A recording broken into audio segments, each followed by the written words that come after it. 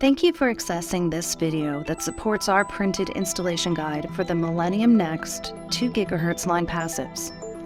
Neil Tang, president of Antronix, will cover how to prep and install the new line passives in this brief video. We hope you find it useful, so let's start. Here are photos of the Milenium Next Series 2 GHz line passive.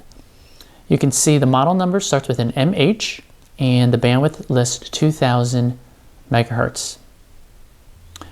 Now we're ready to prep the connector for installation of the line passive. You want to cut the pin cut length to 32 millimeters.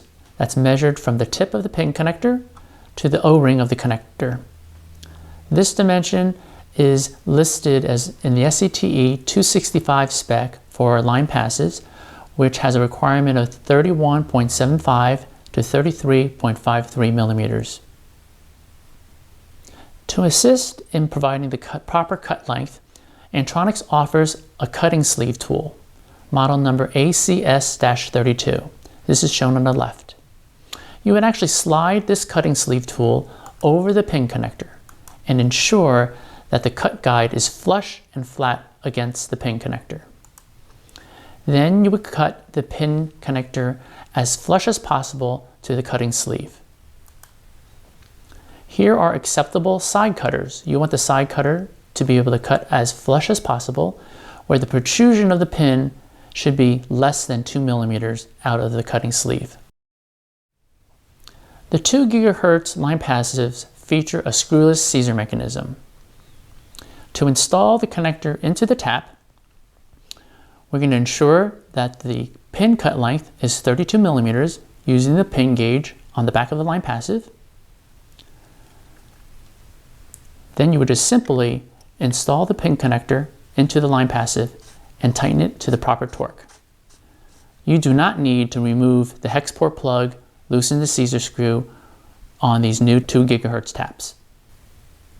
The 2 GHz line passives feature a screwless Caesar mechanism inside the line passive. This is indicated by the photo on the left. The photo on the left shows a line passive that has model number MH series and lists 5 to 2000 megahertz bandwidth. The photo on the right is our legacy 1.2 GHz line passive, and this does have a Caesar screw. So the one on the left does not have a Caesar screw and provides 1000 grams of pull force, retention force into the connector. Please tighten the entry connectors into the 5/8 entry ports to 240 inch-pounds. For the other torques on the line passives, the strand clamp bolt uses a 7/16 inch hex driver. Please tighten this to 240 inch-pounds. The faceplate bolts uses a 5/16 nut driver. Please tighten these to 40 inch-pounds. The hex port plugs uses a 1/2 inch hex bolt. Please tighten these to 45 inch-pounds. Note that the faceplate is keyed for orientation. If you need to remove AC power to any of the ports and your line passive, you can remove the fuse. This is the internal block diagram for the directional couplers. The fuse 1, fuse 2, fuse 3 provides AC to the respective output ports.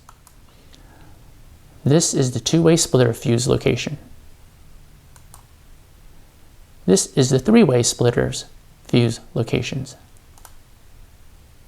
This is the power inserter fuse location.